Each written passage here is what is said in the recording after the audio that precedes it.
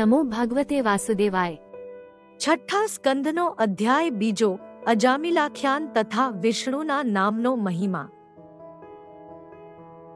શુકદેવજી કહે છે, હે રાજા, યમદૂતોનું કહેવું સાંભળીને વિષ્ણુના પાર્ષદો કહેવા લાગ્યા, અહો, દુઃખની વાત છે, ધર્મ જાણનારાની સભામાં પણ અધર્મ આવ્યો છે, જેથી તે સભામાં નહીં દંડવા લાયકને દંડ અપાય છે।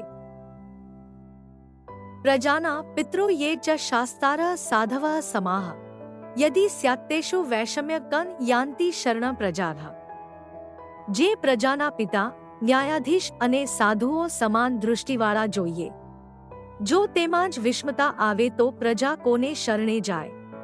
આ અજામિલે કલ્યાણકારી નારાયણનું નામ લીધું છે, તેથી તેના કરોડ જન્મના પાપ બળી ગયા છે। ચોરી, સુરાપાન કરનારો અને એ સિવાય બીજા પાપો કરનારો હોય તો પણ નારાયણ નામ બોલવાથી તેના પાપનું પ્રાયશ્ચિત્ત થઈ જાય છે। માટે આ અજામિલને યમપુરીમાં ન લઈ જશો। જાણે અથવા અજાણે ખાધેલું ઔષધ ગુણ જ કરે છે, તે રીતે મંત્ર પણ સર્વ પાપને નાશ કરે છે। આ રીતે કહીને યમદૂતો પાસેથી અજામિલને પાર્ષદોએ છોડાવ્યો। પછી યમદૂતોએ યમરાજાને આ વાત કરી। પછી અજામિલે ભગવાનના પાર્ષદોને પ્રણામ કર્યા અને પાર્ષદો અંતર્ધાન થયા। પછી અજામિલને ભગવાનની ભક્તિ થઈ। પછી તેને પશ્ચાતાપ થયો અને તે પુત્રાદિમાં સ્નેહનો ત્યાગ કરીને હરિદ્વારમાં ગયો અને યોગનો આશ્રય કરીને મનને પરમાત્માના સ્વરૂપમાં જોડ્યું।